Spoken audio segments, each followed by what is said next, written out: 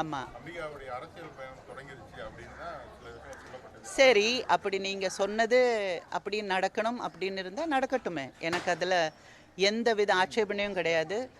வருவீங்களா அப்படின்னு கேட்டால் வந்தா என்ன, வரலாமே, ஒன்றும் தப்பு இல்லையே அப்படின்றது தான். பட் இருந்தாலும் கொஞ்சம் நம்ம ஃபீல்டில் இருக்கிறவங்களும் கொஞ்சம் மனிதாபிமான அடிப்படையில் கொஞ்சம் பிஹேவ் பண்ணலாம். அது என்ன, மனிதர்களும் நம்ம மக்களும் வெறும் டிக்கெட்டு கிடையாது, கவுண்டரில் போய் எடுக்கிற டிக்கெட்டும் காசும் கிடையாது.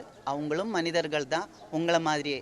உங்களுக்கு அடிப்பட்டால் எப்படி வலிக்குமோ அதே வலி அவங்களுக்கு இருக்குது. அவங்க வலி நீங்களும் கொஞ்சம் ஃபீல் பண்ணிக்கோங்க.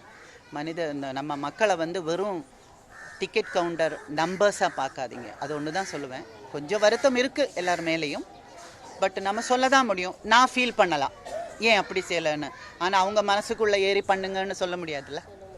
ஸோ அது அவங்க இதை பொறுத்து. எப்போ மேடம் அரசியலுக்கு எந்த கட்சியில் போக போகிறீங்க? ஏன்னா நீங்கள் உங்கள் இதில் இருந்தே தெரியுது விரைவில் அரசியல்னு. அப்படியா?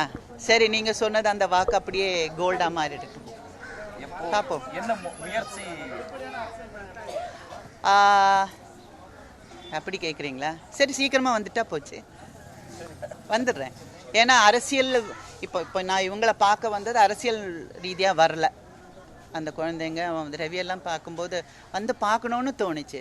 அந்த ரவி என்னோட சுரேஷ் என்னோட கடைசி தம்பி அவனாக இருந்தா அப்படின்னு எனக்கு ஃபீல் ஆகிடுச்சு, நான் வந்தேன்.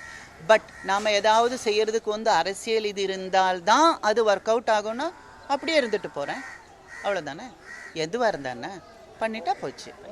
ஆனால் யாரும் கம்ப்ளைண்ட் சொல்கிற மாதிரி உள்ள ஒரு அரசியல்வாதியாக நான் இருக்க மாட்டேன், அது மட்டும் உண்மை.